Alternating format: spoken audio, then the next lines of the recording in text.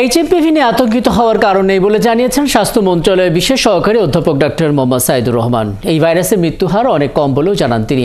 বৃহস্পতিবার দুপুরে স্বাস্থ্য মন্ত্রণালয়ের এক সংবাদ সম্মেলনে তিনি আরও বলেন, রোগ প্রতিরোধ ক্ষমতা কম থাকলে এই রোগের ঝুঁকি বাড়ে। বাংলাদেশে প্রথম এইচএমপিভি ভাইরাসে মারা যাওয়া সানজিদা আক্তারও দীর্ঘদিন ধরে অসুস্থ ছিলেন এবং এই ভাইরাসে জটিল রোগীদের জন্য অক্সিজেনের দরকার হয়। সেক্ষেত্রে কোভিডকালীন প্রস্তুতি প্রয়োজনে কাজে আসবে বলেও জানান তিনি। দেখুন ইশতিয়াক ইমনের আরও একটি রিপোর্ট। 4 দিন মহাখালী সংক্রামক ব্যাধি হাসপাতালে আইসিইউতে চিকিৎসা শেষে মারা গেলেন সানজিদা আক্তার। 30 বছরের এই নারী এর আগে ঢাকা সেন্ট্রাল হাসপাতালে চিকিৎসাধীন ছিলেন। সময় তার শরীরে এইচএমপিভি শনাক্ত হয়। তার মৃত্যুতে হতবিহ্বল পরিবার।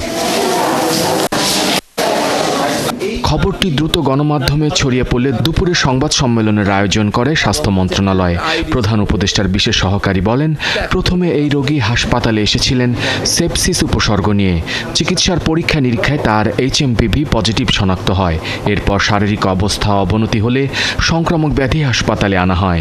উনি যখন হাসপাতালে আসছেন তখন ওনার সেপসিস আছে এবং তখন ওনার কালচারে শুধু এইচএমপিভির পাশাপাশি সেখানে ক্লেবশিয়েলও পাওয়া গিয়েছিল এবং এটা ক্লেবশিয়েলে জনিত সেপসিসের কারণে উনি হাসপাতালে ভর্তি হয়েছিলেন। ওনার এইচএমপিভি পজিটিভ এই ফাইন্ডিংসটি হচ্ছে ওনার চিকিৎসাজনিত যে পরীক্ষা নিরীক্ষা তার প্রক্রিয়ার অংশ হিসেবে এটা ডিটেক্টেড হয়েছে। উনি আসলে ক্লেবশিয়েলে দিয়ে সেপসিস ডেভেলপ করার পরে সেপসিসের কারণে মাল্টি অর্গান ফেলিয়ার হয়ে মৃত্যুবরণ করেছেন। তিনি বলেন, এইচএমপিভির কারণে মৃত্যুর ঘটনাটি বিরল, তবে অন্য রোগে ভুগলে এই ভাইরাসটি প্রাণঘাতী হতে পারে। তাই এখন ফুসফুসের যে কোনো রোগে একটু বেশি সচেতন হওয়ার পরামর্শ দিলেন তিনি।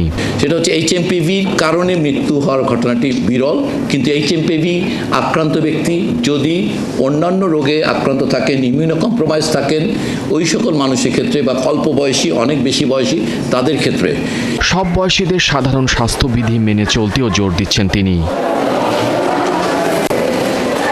মেহেদি হাসান, ৭১, ঢাকা।